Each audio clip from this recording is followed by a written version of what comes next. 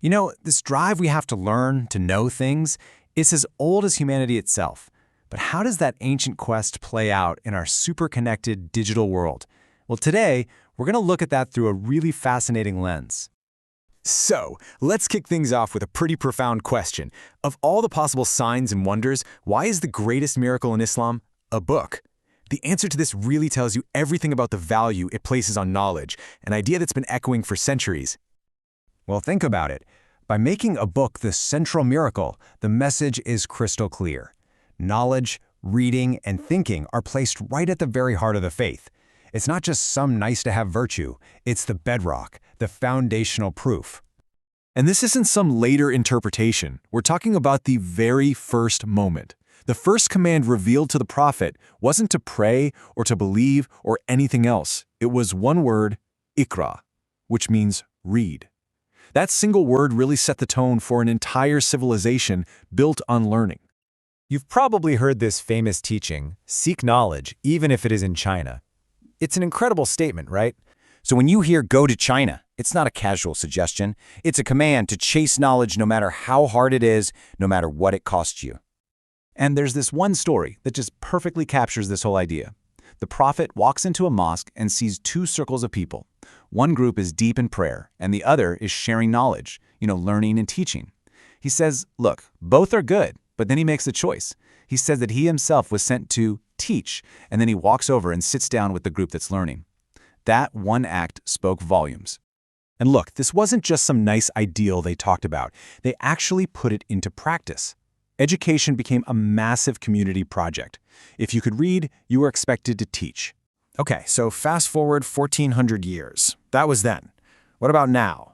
How does that deeply rooted command to seek knowledge show up in the 21st century, in our age of instant information? Well, it looks a lot like this, a university with no walls. This is the Qur'an and Etrat online university, and it's basically the modern answer to that ancient call. That incredibly difficult journey to China, it's been replaced by a login page. And if you read their mission statement, it's like they're channeling that exact same spirit of making knowledge available to all.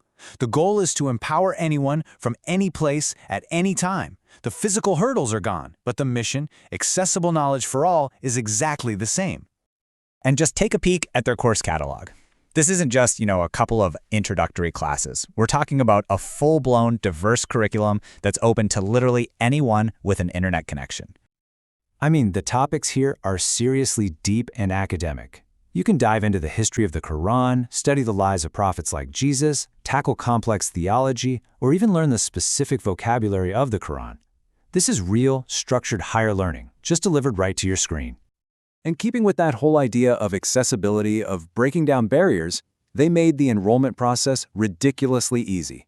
The whole point is to get rid of any modern friction so you can just focus on what matters, learning. It's literally just a few clicks. You pick what you want to learn, head to the enrollment page, and boom, you click Enroll Me. That's it. You're in, from anywhere on the planet, instantly. So when you put it all together, the contrast is just wow. It's mind-blowing, really. What used to be a perilous, life-altering journey that took months and was only possible for a few has now become an instant, global opportunity available to all of us 24/7.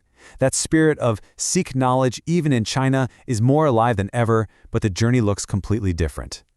And all of this leaves us with a really big question to chew on.